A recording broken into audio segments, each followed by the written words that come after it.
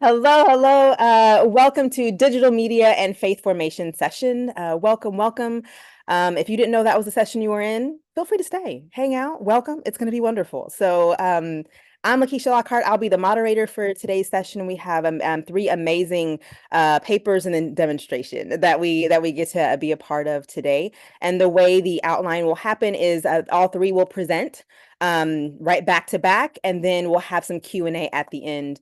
In between each one, I'll give us a minute or two just to take some deep breaths, to write down any questions we might have so that we don't forget them, anything we might want to hold on to before we move on to the next person. And so with that in mind, we are just going to jump right in. Also, feel free to use that chat feature. I promise you they see it, so emoji it up. If someone's making a really great point, I promise you it helps encourage them while they're talking to see some hearts floating, to see some thumbs up, to see some emojis. So feel free to let people know that you're hearing them, that you're feeling what they're saying, that you have questions. Also, there you go. See, look, already. It helps. Also, feel free to put questions in the chat as they come to you. I'll make sure to go and look at them. So if you don't want to lose them, put them in the chat. I'll make sure to I note them so that I can bring them up at the end with Q&A. Okay. Don't lose any of those good questions. All right. So with that in mind, it is so good to see all of you. I'm trying to see if anyone else new has joined so I can give you a personal hello. Oh, Dean, good to see you. Israel, good to see you. So good to see you all here with us. Okay, so with that in mind, we're going to have our first paper is going to go first. The title is The Disorienting Dilemma of Religious Closures, Geographic Information Systems as a Tool for Transformative Religious Community Learning. This is a duo of Dr. Joseph Tadie, who is from St. Mary's University of Minnesota. Tadie is an associate professor in the Department of Theology and Philosophy and currently serves as the Brother J. Robert Lane Endowed Chair of Humanities. Additionally, since 2023, Tadie has been a senior customer relations manager for Geospatial Services, a technical arm of SMUMN. And finally, for the academic year of 2024-2025, Tadie was also a visiting fellow in the Center for Church Management in the School of Business at Villanova University. Welcome, welcome. And then presenting with him is going to be none other than one of our REA 2025 program co-chairs, Dr. Eileen Daly, who is the retired founding director of the DMin in Transformational Leadership at Boston University. She was educated at Holy Cross and Boston College. If you haven't noticed, many of us are BC grads or currently there, so shout out to BC. She has a long interest in RE and art and RE and tech. So with that, I'll give them their 20 minutes now to have their paper session. So everyone else, please make sure you mute and take it away. So most of you already know something about transformative learning theory and Jack Mezirow. So you don't need to hear me. That's the part I contributed to this. I'm going to just let Joe do most of the work on this one. But I'm going to say one thing about him, though. So I used to work at St. Mary's in Winona. So our collaboration goes back quite a number of years. And I'm going to say that at some point, about 15 years ago, Joe started learning the geospatial tools because he was a Tolkien geek who liked wandering in the hills. But we know that not all who wander are lost. And that is how he got into this geospatial services thing. And they're currently helping Catholic dioceses discern how to maintain a mission focus as they deal with real estate they no longer need. Anyway, with that, Giuseppe. Thanks, Eileen. Remind me the years you were in when you left in 2010? I left in 2008. Okay. Just needed that for clarification. Thanks, Eileen. I appreciate that. And a shout out to any other Tolkien fanatics out there. A quick check. You are seeing a backdrop of this PowerPoint that I put. Okay, very good. Yeah, so really grateful. Eileen has been a intellectual mentor ever since she arrived in Winona, and I was trying to complete a dissertation while teaching a 4-4 at a primarily undergraduate institution. So I owe her a lot in that regard. And my one published article is on Tolkien, and she was also an editor for that. So we have a long intellectual friendship that stretches way back. Without any further ado, the disorienting dilemma facing religious communities in restructure. Mesereau meets global information science. Um, I'll just see if I can actually navigate my own. There it is.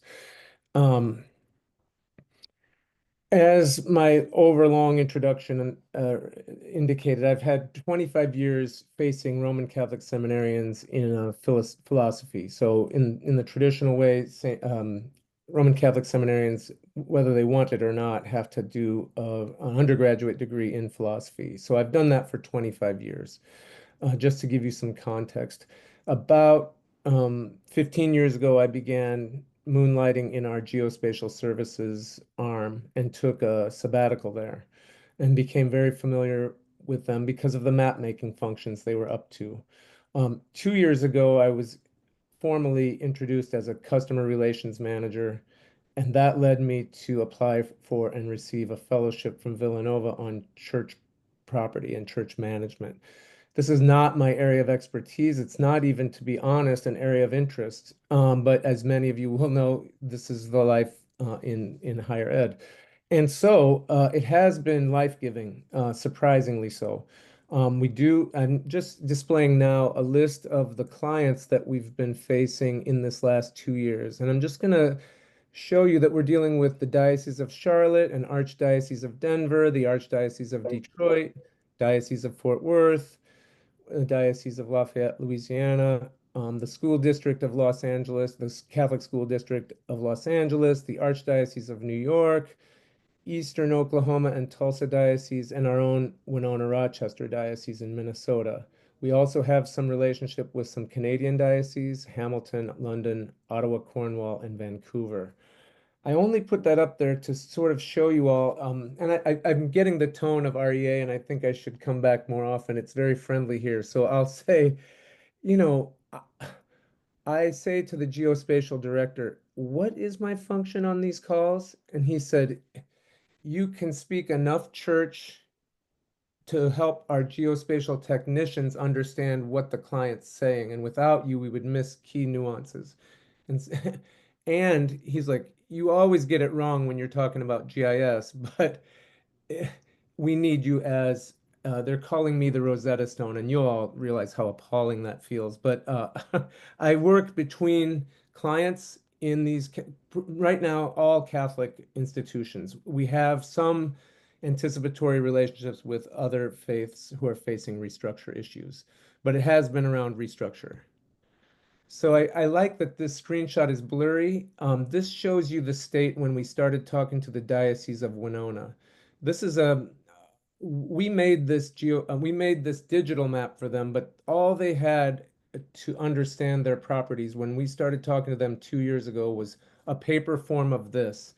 This is how they've broken up their diocese after the first restructure into deaneries, and then you see parish clusters there. That's kind of some of the language that they use. And it was in paper. And we transferred that to a digital form and showed it to a cohort of the workers from the diocese. And the first question out of their mouth is, can we print that? So this is the level of literacy that you're at. It's like, you don't ever have to print this again. We're trying to get you away from paper and get you into understanding your real estate in a different way, in a digital interface. So it's been really enlightening for me to see and it's not a knock, but to see the level of digital illiteracy that's out there. It's shocking to us, but even more shocking is the real estate illiteracy. And it's again, none of this is meant pejoratively. It's just fascinating. Winona had literally still a mix of paper files and very poorly populated spreadsheets. And this is where we've engaged them, and we've begun. Their disorienting dilemma is, how do we think about our property as we go through restructure? And we're finding ourselves as a kind of literacy guide. And I think that's really my function for them. I don't know what the knowledge in the room is, so I'm just going to, so forgive me if you know more than me, and sorry if this is the science of what are spatial technologies. we're talking about machine learning, we're talking about data engineering, we're talking about scripting and automation and big data. But what we really find ourselves focusing on is data visualization, which is indicated there on the far right. Most of our work is helping, as I just showed in the prior slide, taking paper files and spreadsheets, moving them into data optimized formats. And then what we've really discovered, our key work for them is visualizing data. So if I could leave you with any message here, it's that data visualization seems to be one of the most significant activities that we can do for services that we can bring to a religious institution who's facing restructure. So I mentioned the clients that we were talking with. This is what we offer, and we're really feeling like that data visualization piece is the most critical. And I want to share with you a discovery that we've made. Restructure doesn't, and even Eileen gave into that bias, restructure means dioceses in decline and they're losing property. In the case of Charlotte, it turns out they're undergoing profound growth. And that blew our minds. We were thinking, like Eileen, we're going to be dealing with church entities who are restructuring, and that means shrinkage. Well, we've encountered a few that are growing. A group of hermits out of Colorado has seen 700% enrollment, and they have real estate problems because of that. So there's a number that fall on both sides, but the through line is restructure is painful, even if you're growing, or even as in the case of Diocese of Madison, you're in decline. I'm just going to jump in. I'm going to use Madison as a case study for the rest of my remarks. As Madison engaged a geospatial service entity, what they discovered is a really, and this is the easiest way to talk about it. The other thing, we visualize realities that allow a diocese to not think just internally through their papers and their spreadsheets. What we've found is in doing our visualization work, it's important to characterize those internal data. But then what we've really seen is the ability to connect that up to external reality. So in the case of Bishop Hying and his team in Madison, Wisconsin, between 2010 and 2021, thanks to engaging the science of where, so to speak, I'll go back just to show you, by doing this, Madison was able to understand that population is going up all around them. And you can see the breakdown here. I'm not going to bore you with all the numbers. There's just growth in the area of Madison.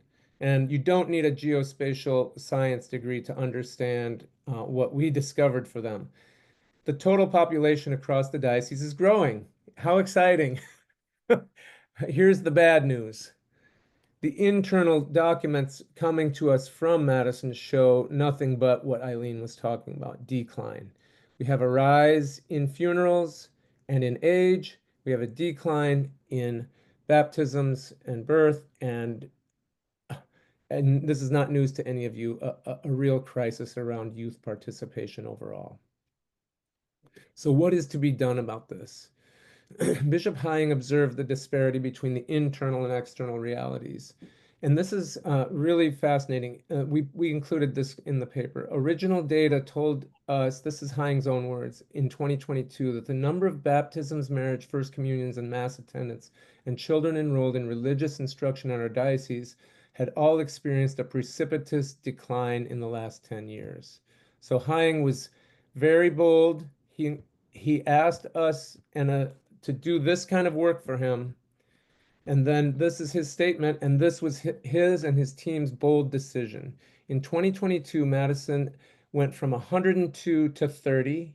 You're seeing that number right. This is fascinating. This is just the most bold decision we've ever seen. From 62 to 30 pastors.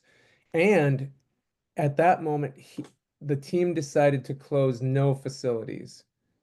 Any of you who are involved in church life know this is a very risky proposition that Hying and his team embarked on. But what we argue is that thanks to it being data informed, it represented something like a calculated risk. By January 2024, Hying and Madison was able to report that Mass was up more than 4%. I'm going to stick a footnote here. That is that is the impetus for my research at Villanova. So I saw that, and my mentors at Villanova heard this and said, let's find out what role data actually plays in that process. So I, Dr. Joseph Tadie, am researching the following question. Can GIS technology enhance the ability of church leaders to actualize potential for social good in the disposition of church real estate? I'm not going to belabor this, but that Hying's bold decision, backed up by geospatial data information, informed my research agenda at Villanova. Madison was like Winona. They had a paper. This is their first 1.0 map. It was in paper form and it was very simplistic. It shows the outline of what they call the vicarates and then the parish clusters within that. They had, like many dioceses, already done some restructure, and they were still also at a paper and mixed spreadsheet development phase. We were able to, I think I put these two images together because images speak 1,000 words. Uh, this is what you see when you arrive at many dioceses, is a paper form of this. We digitize it for them and they want to print it. And we say, don't print it ever again because we're going to go to town with that. Now we're going to look at every single parish, parishioner and household that's registered. So you can see there's just now a greater ability for precision and geospatial location of individual data points. It also can create this is much easier to make decisions to base decisions on this kind of data. When you get here, we really see a lot of furrowed brows and difficulty for the decision makers. Even though it represents a greater precision and understanding of what's going on in the diocese, it also creates a lot more feelings of illiteracy and paralysis. But here's the reality. Madison is declining in almost every imaginable way. This is probably the most catastrophic. Here you see um, weddings tanking, baptisms tanking, and funerals rising. So what we find is that by visualizing data in this way, we take what the decision-making team already knows from experience, and we're able to crystallize it in an image. And I'm going to take a risk to go off script here. I will admit that I am a Lonergan scholar from Boston College, and Bernard Lonergan opens his magnum opus, Insight, with a quote from Aristotle, that insight is always into an image. So maybe more than my affinity for Tolkien is my affinity for Aquinas and Aristotle and Lonergan on this point. And I really think that's something amazing about the work I've been able to do, transitioning from philosophy and descriptive, I would call descriptive way of making decisions, to a data-informed, visualized in a new way.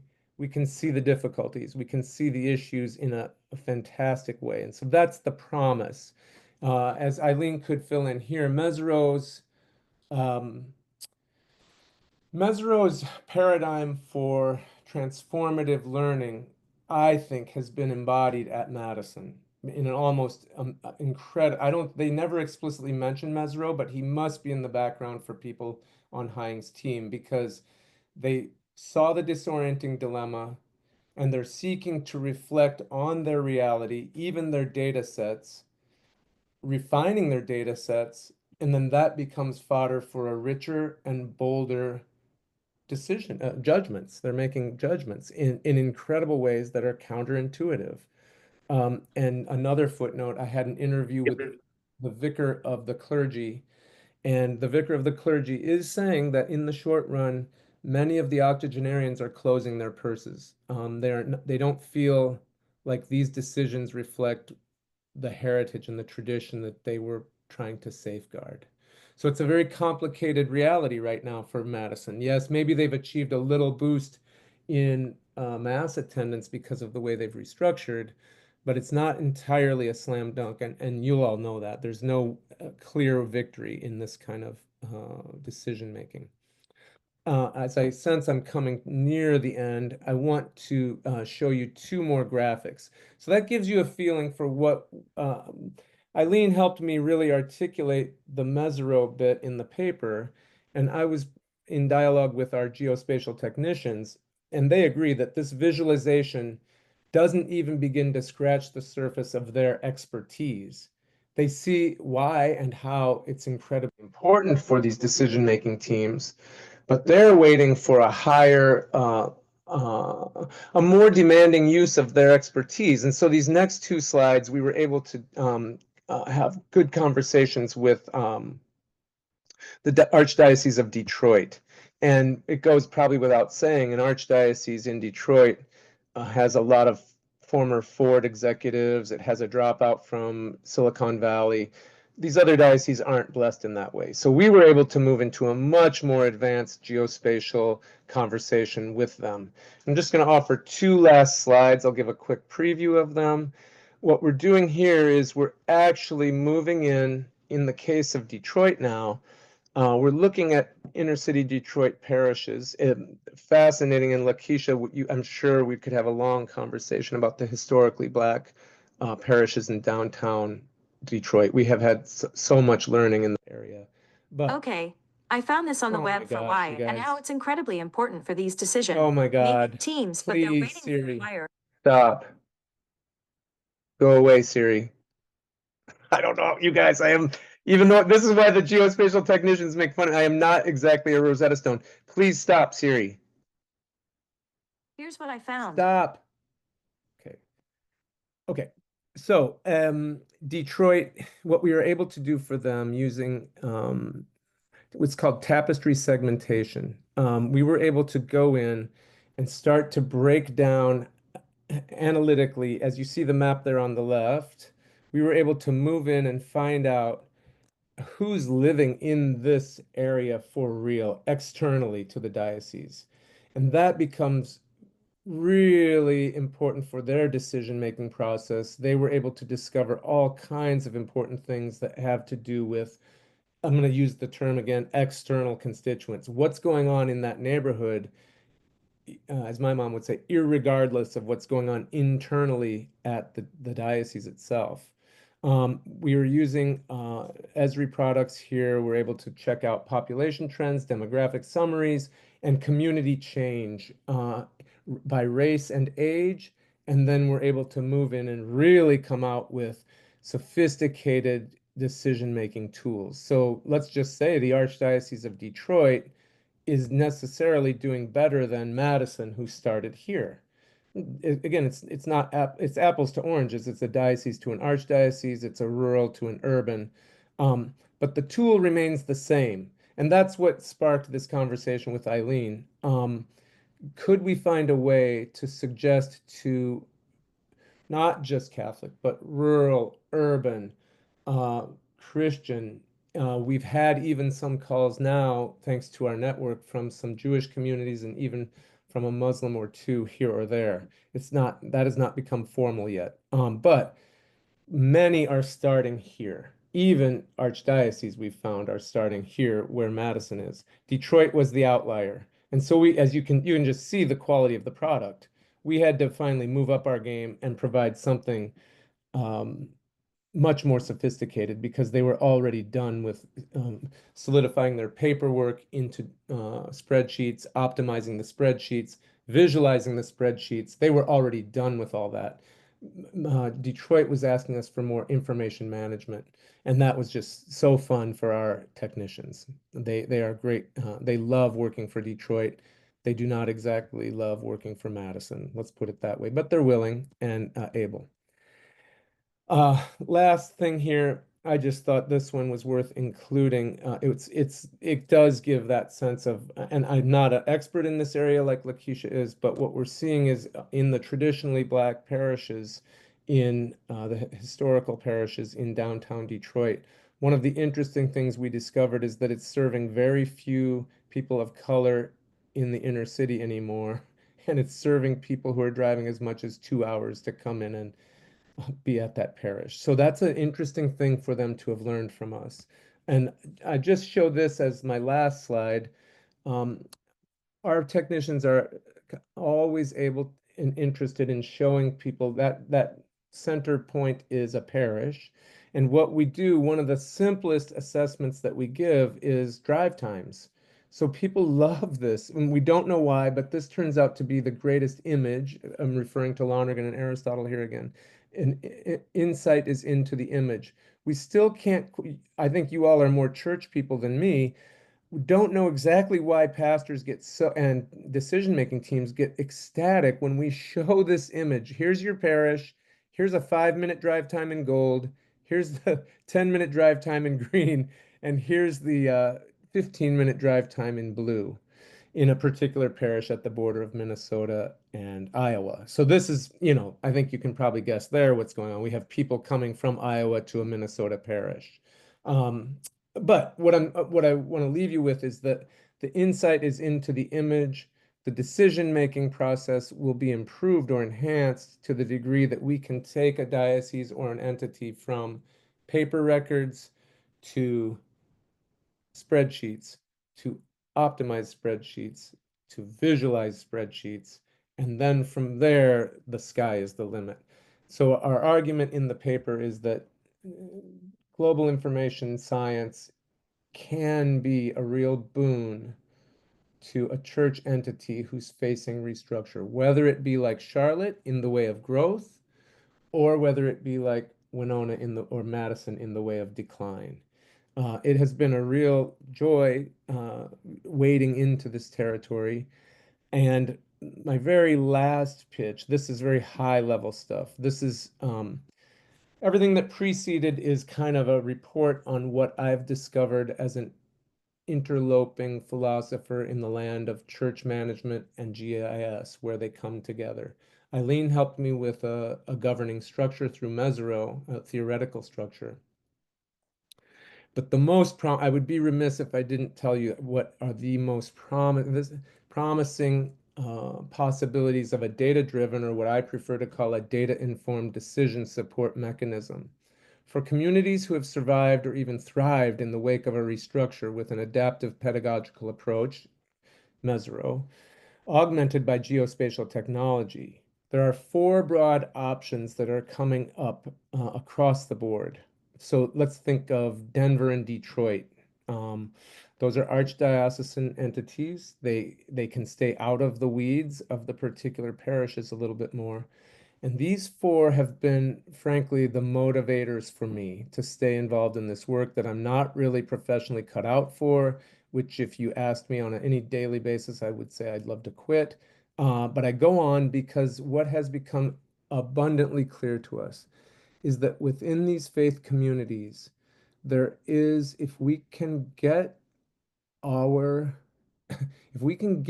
their hands an optimized and visualized data set, what emerges are 4 big themes for reuse that I really, frankly, didn't believe were possible. Number 1 is energy grid transformation. Fordham University, for example, got a geothermal outfit to come in and drill beneath many of their buildings. And it's not true, but the lie that I'll say here, the image, is that Fordham could never take in another student, and still its facilities would be an asset to the community of New York City by providing energy back through a geothermal transformation that it achieved. Hey, Dr. Second, Tadie, yes, hey, just looking at time, can you give us those last 4 points and then we'll get ready to go to the next one? perfect. Thank you so much. Environmental restoration, conservation topics come up all the time, community impact, and then postmodern mission stewardship. And I'll leave it there. Thanks for your patience with me. Thank you so much. And sorry for the cutting off. I just want to make sure we're giving all the time. Yeah, let's emoji, snaps, claps, all the things. As I mentioned, yeah, feel free to jot down any questions that you have in the chat so you don't lose them. Also, feel free to hold on to them if you have some paper that you want to make sure you have to yourself. I invite you, before we have our next person, to just take a deep breath in. Let it out. We just took in a lot of information. Another deep breath in. And let it out. And feel free, one more deep breath in. Let it out slowly. Wonderful. Feel free to stretch as you need. Do what your body needs. If you've been sitting and you need to walk for a bit, but don't go far because we have our next presentation. So stretch and breathe as I introduce our next speaker, who will be talking about digital media in the context of faith formation. The Reverend Natalie Hill is a PhD student in theology and education at Boston College, where her research focuses on how the church can effectively utilize digital technology for spiritual growth and ecclesial community. She holds an MDiv and an STM degrees from Boston University and MSW from Simons University, and recently completed a digital humanities certificate specializing in 3D modeling and photogrammetry. Did I say it right? Reverend Hill is ordained in the United Methodist Church and serves as the chaplain at the Massachusetts Institute of Technology. So with that, we turn all this great energy that we've had. Feel free to, again, emoji it up, put things in the chat as we invite Reverend Hill. Thanks, Lakeisha. I'm going to share my screen, and I'm going to use a little bit of a different kind of slideshow to talk about how digital media can be used to enhance faith formation. There are a number of reasons that digital media and technology are important and promising for religious education at this moment in history. They are a primary method of communication across generations and around the globe, but especially among the so-called digital natives, those born after around 1980 who grew up around digital and internet technology. In fact, digital media have already affected brain structure and function for digital generations. Research shows increased cognitive processing speeds, problem-solving skills, spatial visualization, hand-eye coordination, short-term memory, mental flexibility, but decreased attention. And we've all probably seen that. Another way of saying this is that digital natives are wired more adapted to computers than to in-person communications. So digital media are uniquely equipped to effectively communicate faith to younger generations.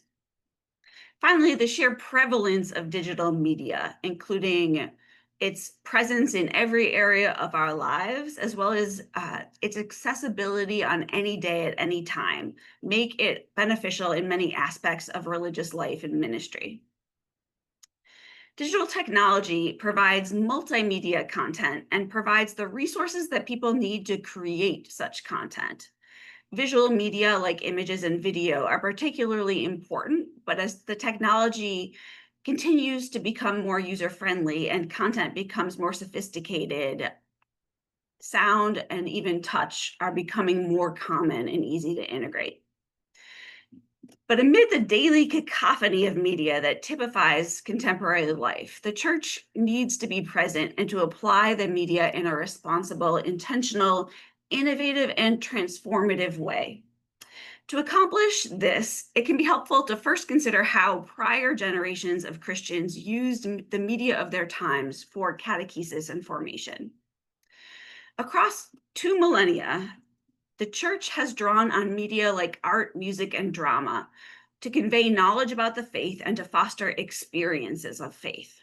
In Eastern churches, visual media primarily took the form of icons and served as a tool for prayer and contemplation. In Western churches, media were primarily used pedagogically. These diverging uses of particularly art highlight the 2 primary roles that media have played throughout church history: devotional and didactic. Media became increasingly significant in the Middle Ages as Christianity spread to new parts of the world and literacy rates dropped. Centuries after the fall of the Roman Empire, Latin remained the language of the church, but few Christians spoke or understood it. Consequently, Christians attended church each week without the ability to understand the prayers, scriptures, and sacramental liturgy. That led to gaps in people's basic understanding of the faith. And that was a subject that came up at the Fourth Lateran Council in 1198 to 1216. That led to a new rule requiring that all Christians receive the Eucharist at least once a year. But to do that, they had to make confession. And to do that, they had to understand God's expectations, the doctrines of the church, and how to make confession. That made catechesis a crucial part of every priest's role. Church leaders developed standards that generally emphasized the Apostles' Creed, the 10 Commandments, the sacraments, the 7 deadly sins, the 7 virtues, and 7 acts of mercy. And media became central to teaching these concepts. Different kinds of media were often used alongside one another to reinforce learning, deepen comprehension and devotion of the laity. Verses put to popular tunes of the day and dramatic portrayals of Bible stories made catechesis both enjoyable and memorable. We might see this now in the music and videos that people make. Within the church building, visual media, including wall paintings, stained glass, and sculpture, provided ongoing reminders of the material people had learned through their sermons, stories, and songs. Regardless of the topic, artistic renderings could teach, remind, and reinforce what the laity needed to know and do as Christians.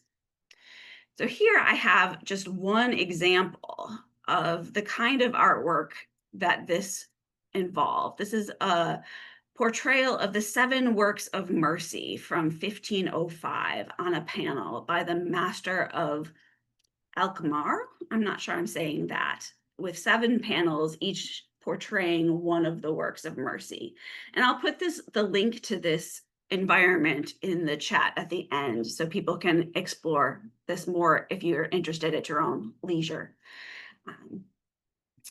Of course, as the Middle Ages gave way to the Renaissance and early modernity, both access and literacy increased, making media less catechetically important. Particularly within Protestant traditions of sola scriptura, the words of scripture and sermon became the primary medium of catechesis. However, music was still an important way to make words more memorable. And I have on the screen here a video that provides one of the catechetical hymns from a Protestant community. Martin Luther had about 6 catechetical hymns that he popularized, but several different Protestant clergy pursued this angle. Today's digital culture invites a shift not towards text or towards words, but in the opposite direction. Illiteracy is now rare in the developed world, but digital generations have become what social scientists refer to as post-literate. They increasingly choose to communicate via visual and/or auditory media, or they embed text within multimedia content rather than just reading or speaking. Post-literacy presents a unique challenge for the church in catechesis and spiritual formation. Unlike illiteracy, where it's evident when someone can or cannot understand certain content, members of a post-literate culture cognitively understand textual discursive information, but they might not fully be engaged or have a reaction to it that we hope that they have. It might not be transformative. And it might not have the behavioral or spiritual impact that we hope for. So they might not resonate with textual material. They also might have a deeper resonance or an appreciation for the nuances that are missed or obscured by words. There's a really significant difference between the multisensory experience of life in a digital age and a catechetical context that is often far less sensory and more cerebral, which could be discomforting or even disconnect participants in religious education. On the other hand, the digital world can expose people to so many images and so much data that they experience information overload. To find a balance between the importance of incorporating media and the challenges of excessive media, we need to be intentional about how we use media in curricula and the settings where formation or catechesis occurs. Visual and auditory media are a powerful resource that can pique someone's interest, improve their understanding, and offer a shared focus for reflection, making a lesson more memorable. Incorporating creativity into an experiential pedagogy is one way that participants may encounter the divine. Digital media offer many of the same opportunities for catechesis that other media accomplished in past centuries. Technology makes it easy to access so many different kinds of media, to combine and customize it for particular contexts. But with such unprecedented access to media, it's important to remember what made media meaningful as part of catechesis for earlier Christians.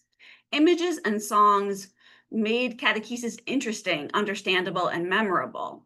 But that required regular exposure to the same songs and images, or songs and images covering the same content.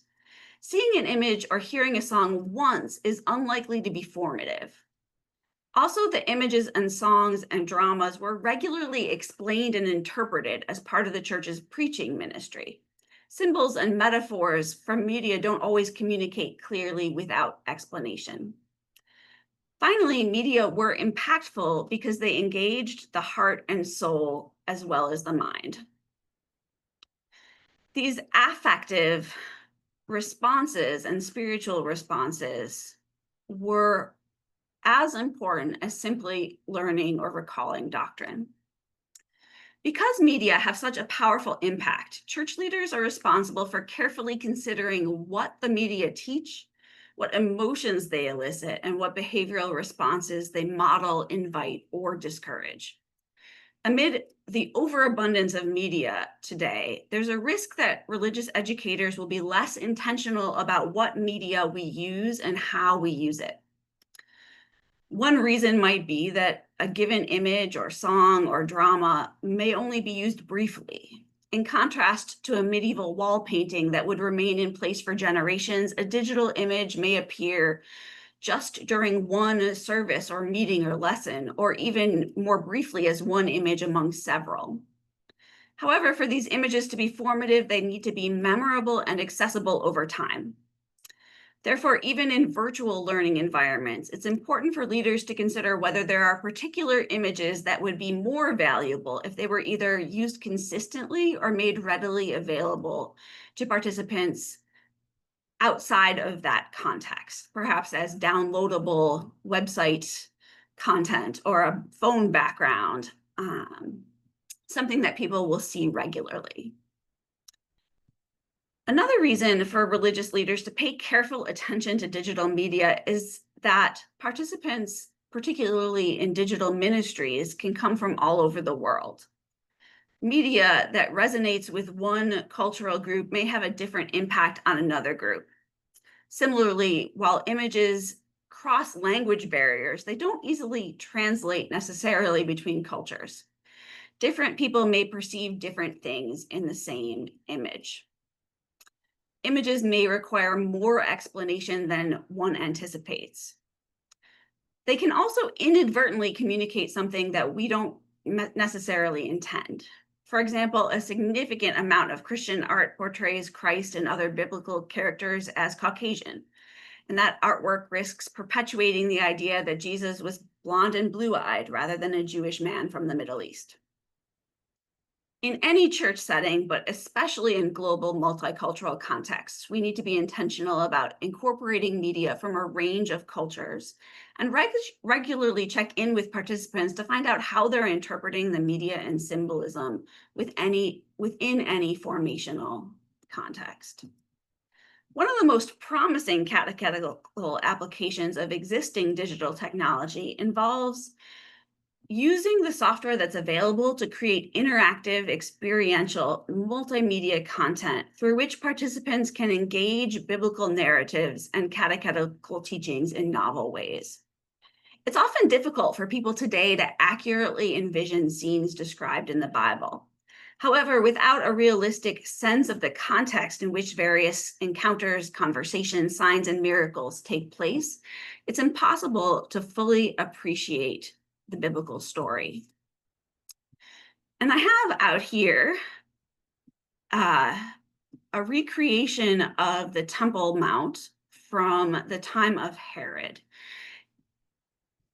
3D models like this can provide new perspectives on the biblical story. For example, this viewpoint from where we're looking at the temple right now is what you would see, what Jesus would have seen from the top of the Mount of Olives.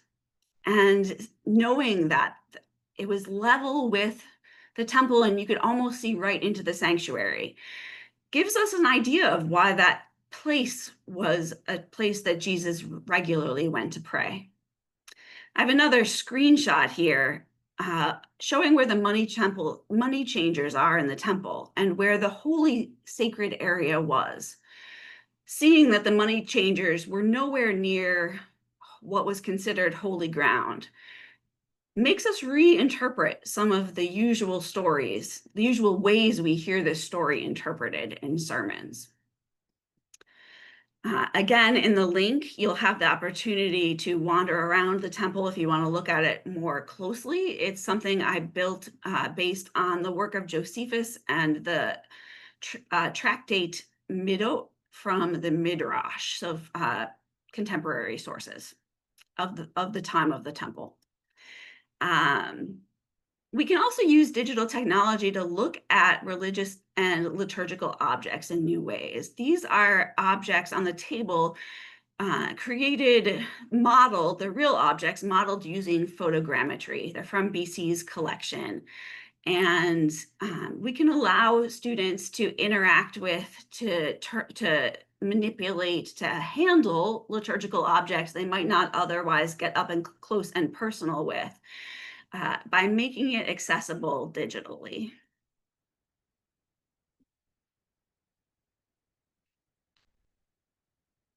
Let me skip ahead. The church can benefit from drawing on its rich history of media as resources for information and formation in faith in order to equip churches, especially digital ministries today, with effective catechetical resources. Digital religious education emerges not as an alternative to in-person programs, but as an addition or augmentation to the repertoire of resources available to teach digital generations. While some scholars speculate about future technology becoming indistinguishable from in-person experiences, others explore how to make the most of what is different and unique about digital experiences, calling for a use of technology that does not merely attempt to simulate offline interactions. I think most of us saw during COVID that just doing what we're doing offline, online does not create the same experience. However, there are things that are only possible through digital technology, like visiting Herod's temple.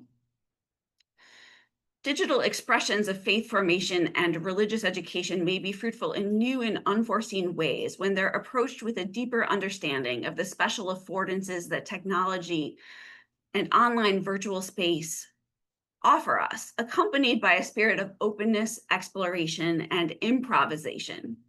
For religious educators who are interested in gaining greater familiarity with virtual environments and their educational potential, a good first step is to explore existing digital faith communities. Attend virtual worship on any platform, but ideally on multiple platforms to compare the different affordances of different technology. Is it happening in virtual reality or just on Zoom? Scroll through virtual chat rooms. Discord is often the group discussion platform of choice today.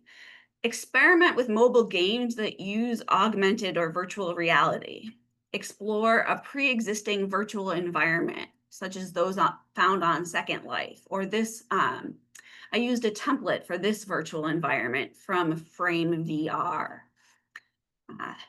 You can explore GatherTown, which allows people to interact with one another through avatars, but also through video chat.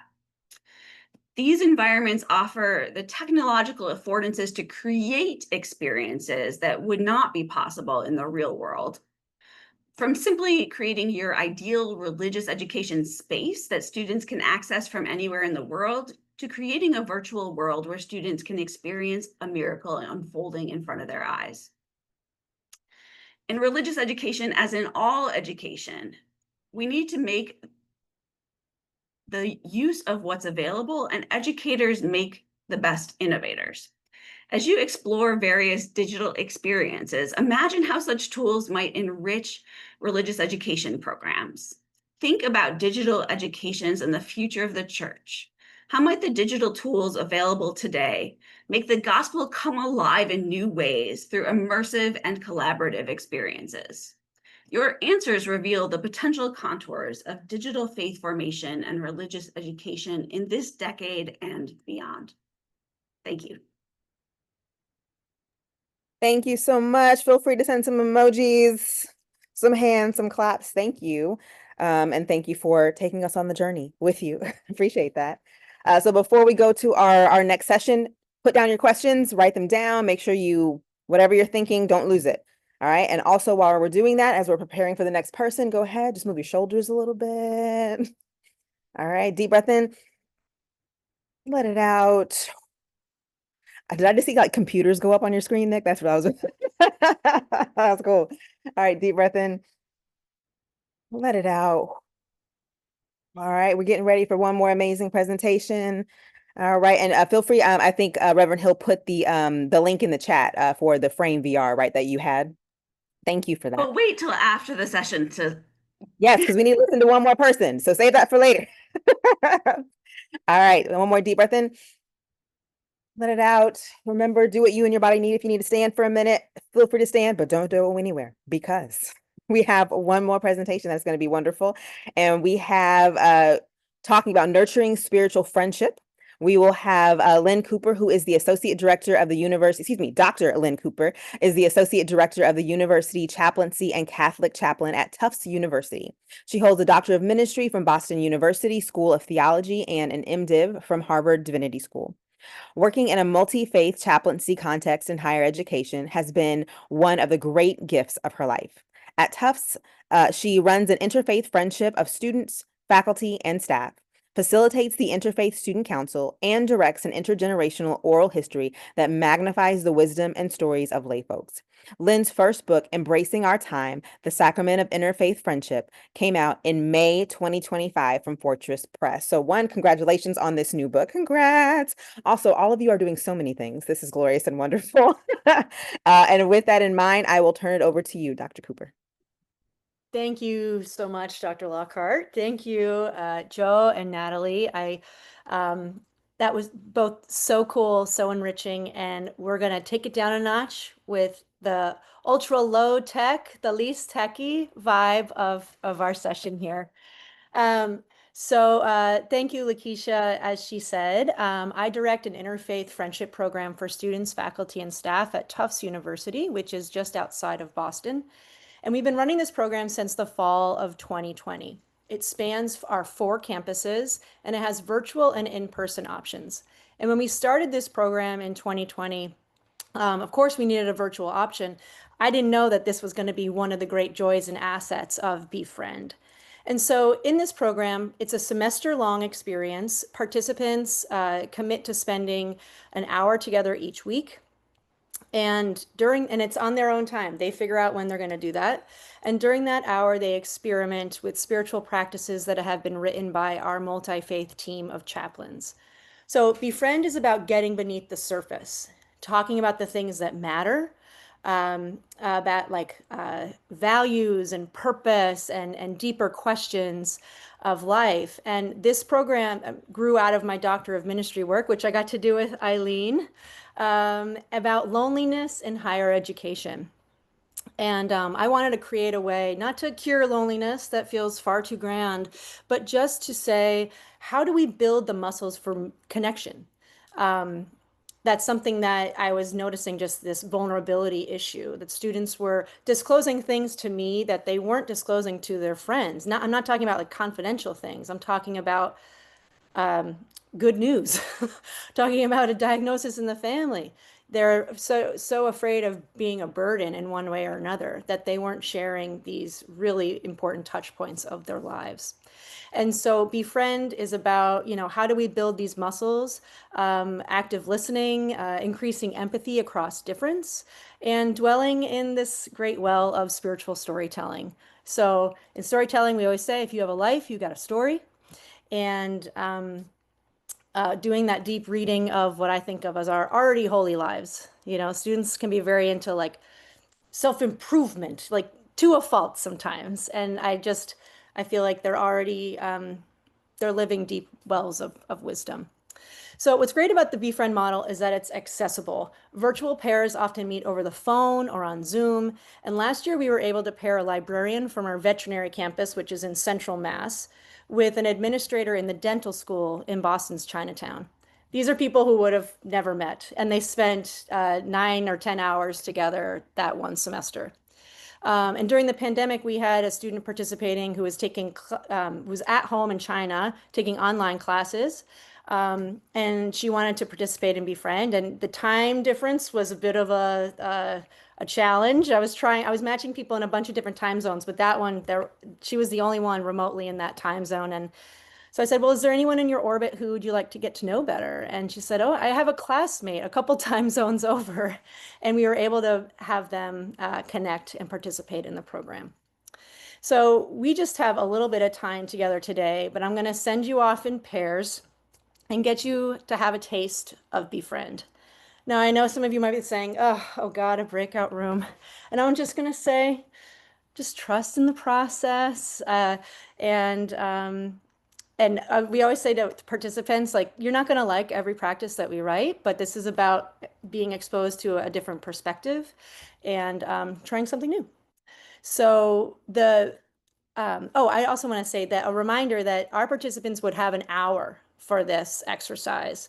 And in their first meeting, they create a covenant together in the spirit of we promise to, accountability, respecting people's time, boundaries, that kind of thing. But for this experience, we're just going to do our best and just enjoy. So the spiritual practice, which we call them in the program, we call them invitations, because really people can do whatever they want with that hour. This is a scaffolding. And sometimes they'll say, oh gosh, we're a little behind because we're just having so much fun talking. And I think, we did it. That's a perfectly reasonable way to spend your hour.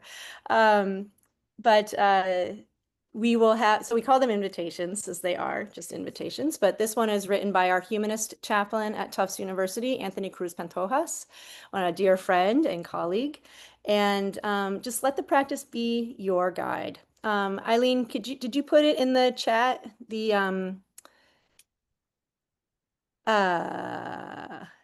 Can you put the file and Anthony's reflection?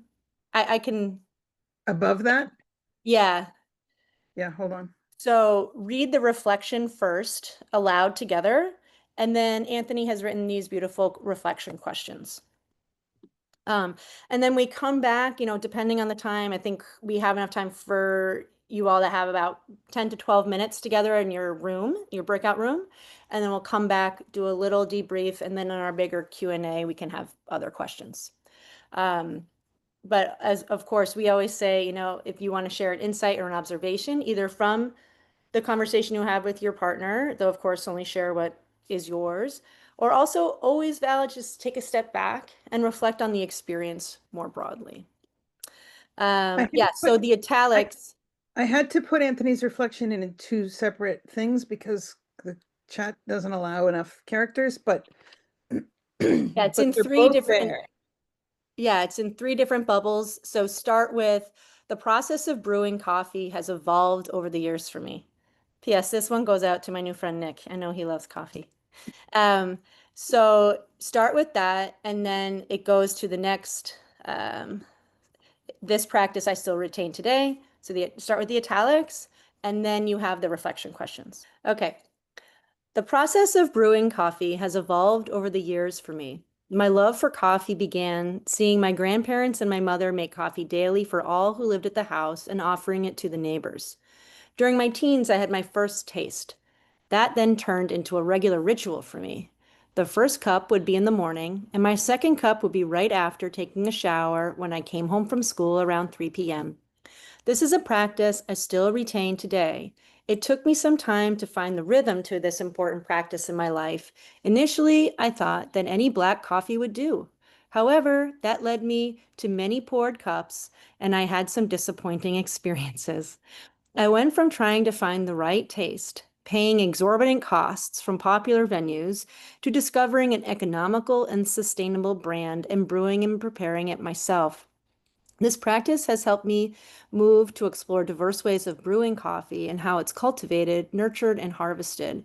Most recently, I have begun sharing un cafecito with others, considering the many steps and elements and contemplative moments. Preparing a cup of coffee is truly a delight.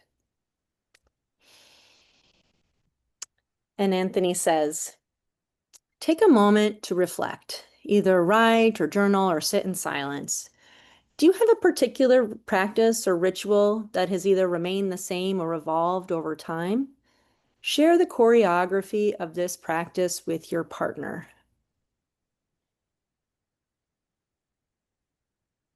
Just a general reflection. I thought that the priming of the story really helped kind of open up the conversation. So thank you. Mhm.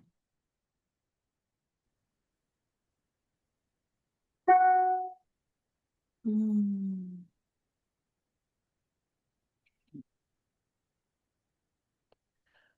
Well, thank you, Dean, and thank you for, oh, Nick, did you have something to say? I was paired with Natalie, and we're in the same program, and it was cool, like befriending. Like we were able to talk about something that we don't really get a chance to talk about when we're in courses together, or meetings together, and so to be able to just, even though like already friends and already colleagues, to be able to build that part to grow in that space was a real gift. So yeah, thank you. Mm-hmm. Yeah, I've heard from some partners who said, wow, I don't really know basic things about my friend, but man, we go deep fast. I know about all these kind of existential, profound questions on their heart, but they don't know what kind of classes they take or anything. Mm. I know for me, I appreciated the focus on ritual and just having a conversation about the rituals that kind of ground us, Mm-hmm. and just the daily practice of that. So thank you. Mm-hmm. Thank you, Patricia. Well, I'm just going to put 3 links in the chat, and then we can segue to the rest of our time together. One is that, so this program is connected to, as Lakeisha said, I have a new book out. It's called Embracing Our Time, The Sacrament of Interfaith Friendship. And so this friendship program is kind of a companion piece. This is about framing interfaith work as a spiritual priority for Catholics. And I'm also turning the Befriend program. It's going to be a digital download very soon, and be copyrighted through Tufts University. And so if you'd like to be notified when that is ready for download, I have a little form you can fill out. And just one article about Befriend during the pandemic, which was just a pretty interesting read. But thank you all. Thanks for trying something new or trying something old. It's not rocket science. It's just about making the time and being intentional. Thank you. Thank you so much. Look at all the hearts. See the hearts. Yes, see the emojis. They feel good, right? Thank you so much. And thank you all. I'm looking at our time. It is slowly going, but I would love to say that it was well spent. And hopefully you all feel the same. Number one, go ahead and look at those links in the chat. If you need to copy them into a Word document or someone else before we lose them and the screen disappears, or if maybe we can try to also maybe put 1 or 2 of these on the Padlet or something, I think that would also help so other people could have access to that as well, would be fabulous. But first, can we just take a breath in? Again, we've taken in 3 different sessions, just a good deep breath, just and let it out. I don't know about you. I'm like rubbing in some of the things from that last conversation I just want to hold on to a little longer. Another deep breath in, let it out. And one more deep breath in. and let it out. And can we please just give our speakers some gratitude? Again, we only have about 5 minutes, so maybe we have, I don't know if there are questions, feel free to put them in the chat. I'm just going to mention some of the things that came up. And if you want to mention more, okay, Dr. So I do know that there was a conversation between Dr. Turpin and Dr. Kimball about like intergenerational relationships and ministries. So I want to make sure we don't miss that around, I think you were talking, and feel free to correct me, but around sons and creating resources on technology and making worlds and like using that as a model to show others, and how I think Dr. Kimball, you said how it builds digital confidence and skill gap for religious educators to make that connection. So maybe that's some intergenerational work that can happen in institutions, but also can happen in ministries, right? Like why aren't we letting them lead the way and let them learn from them and let them teach it, right? Like what is that look like? I think also Dean Blevins, you mentioned the shifting space of the digital platforms, and how there was a book around deconstructing digital natives, but how maybe it's not about adopting a younger mindset, but about shifting to new platforms, right? Like what does that look like, and what does that mean? So I know those were a couple of the ones that were mentioned. I think I see you, Dr. Hess. Please look up the work of Kyle Oliver. Oh yeah, also that of Julie, both with rich conversation partners. That's awesome. And again, any other of these resources you have, please put them on the Padlet so people can go back and have these really rich resources. We have 3 minutes. Any final words from our speakers? Any final thoughts or words that you all want to throw out? Because I know if I start opening up questions, it's going to take a little too much time. So speakers, any final words, thoughts, comments? I'll Okay. just say apology for going over, and secondly, thanks to my partners who shared. That was really a nice progression. Thank you. It was. Well done to our program chair folk and folks behind the scenes. I know our tech team, Tenseg, as well as Jennifer, all of you doing all the behind the scenes things, putting these groupings together. I know this is not easy work, but I think that the shifting and it was quite beautiful to see and to be a part of today. So so thank you. Any final words in these last 3 minutes of our time together that anyone might want to shout out to our speakers, or just for the good? Great session. Yes. Oh, thank you. Anyone else? Any other thoughts? No? Well, then can we just offer some gratitude to our speakers one more time? Physically, emojis. You can feel free to unmute. Let them hear you some of the energy. Just well done. Yeah, just thank you to everyone. It really was a good session. Appreciated that so much. Yes. So engaged, so in tune from start to finish. You all were amazing. Thank you, thank you, thank you. My imagination is so is mine. I'm writing down some of the tech. I'm like, oh, I can't wait to go and play with this. So thank you all. I think you should see in the chat that you can surveys. I think Eileen already put them in the chat to make sure you know the announcements are on the Padlet. Also make sure to fill out the survey about this session. They do send it to the folks so that they know how they did. But yeah, thank you all so much for coming, for being present. I see you, so many of you are on the screen and I see your faces. Oh my goodness, Gina, people I didn't even see in the first session. Emily, oh my goodness, it's so good to see you all. I hope everyone is well. I hope everyone is going to continue to be well and do the things. And if you're not, guess what? That's also okay too, wherever you are. But just blessings. I know one of our presenters was in the middle of her PhD program. Blessings on the rest of your journey. And those of you that are also in this, I don't want to say struggle, but sometimes it can feel that journey. We'll just go with journey. Thank you all. Have an amazing day. Eileen, anything else from our tech or REA side of things? No, I would just say that don't forget to come back in about a half hour. Our former president, Hanan Alexander, and European Islamic educator Adnan Aslan are going to be talking about their the wisdom of experience as it comes to what's happening with tech, and especially educating young people today in Jewish and Muslim contexts. So Thank you. Blessings for a great conversation. Thank you all.